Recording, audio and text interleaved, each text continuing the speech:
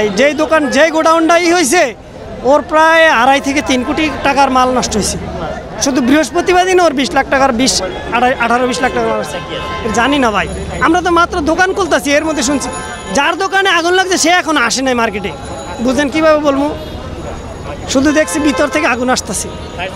Fire service সম্পূর্ণ নিয়ন্ত্রণে, এখন শেষ, এখন নিয়ন্ত্রণে ভাই। ঘটনা আমরা সর্বপ্রথম 10টা বাজে যখন মার্কেট খুলছি তখন শুনি যে আগুন লাগছে। উপরে যখন গেছি আমরা তখন বালতি দিয়ে পানি দিছি, এরকম আমাদের মার্কেটে তো পানি দেওয়ার মতো কোনো ব্যবস্থা নাই। আজকে আমি আর 9-10 বছর ধরে এখানে চাকরি করি, এরকম কোনো ব্যবস্থা আমরা দেখি নেই। তারপর আমরা আগুন পানি থাকলে হয়তো আমরা প্রথম অবস্থায় নিভাতে পারতাম আগুনটা।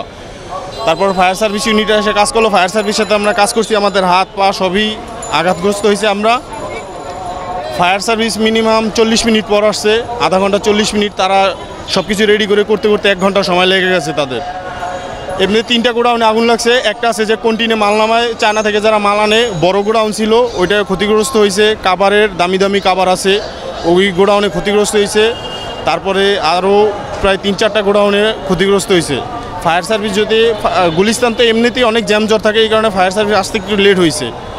যদি ফায়ার সার্ভিস ঠিক টাইমে না আসতো তাহলে আমাদের পুরো সম্পূর্ণ মার্কেটটা একটা ঝুঁকিপূর্ণের ভিতরে থাকতো।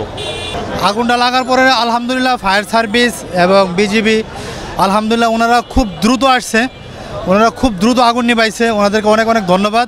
আল্লাহ তাআলা ওনাদেরকে হেফাজত করুক, কারণ আগুন লাগার পরে আগুনটা একটা জাহান্নামের আগুনের মতো হয়।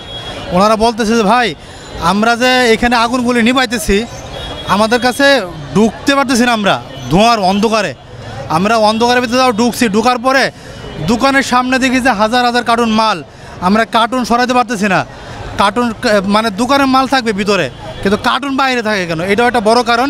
আমাদের মার্কেটে কার্টুনগুলি দোকানের বাইরে রেখে দেয়, পরে বিড়ি খায়, সিগারেট খায়, ওই সিগারেটগুলি ফালায়, আস্তে আস্তে পুরো মার্কেটে আগুন লাগে। যদি অনেক ক্ষয়ক্ষতি হয়েছে মার্কেটে, অনেক। এটা তো আসলে হিসাব না, এটা মানে যাদের ক্ষয়ক্ষতি হয়েছে, আমার ক্ষতি হয় নাই, যাদের ক্ষয়ক্ষতি হয়েছে তারা বলতে পারবে তাদের কেমন ক্ষয়ক্ষতি হয়েছে। এখনও এরকম আনুষ্ঠানিক এত হিসাব হয় নাই। যে আমাদের দোকান 4 তলায় আর আগুন লাগছে 5 তলাতে। তো আমরা 9:30টার দিকে শুনতে পাচ্ছি যে আগুনের হয়েছে। শোনার পরের দিকে কারেন্টের বন্ধ হয়ে দিচ্ছে, সেখানে জিজ্ঞেসি তাৎক্ষণিক যে আগুনের ভলকানি আসতেছে, এবং আমার মোবাইলে ভিডিও আছে যে ভলকানি আসতেছে, দেখতেছিলাম।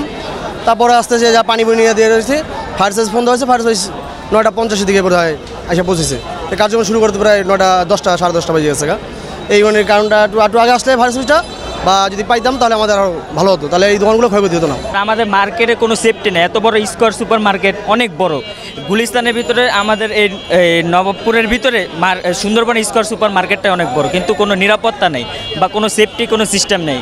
যেমন আগুন দিয়ে পানি নিভাইছে, নিচতলার অনেক দোকানের ক্ষয়ক্ষতি হয়েছে পানির কারণে।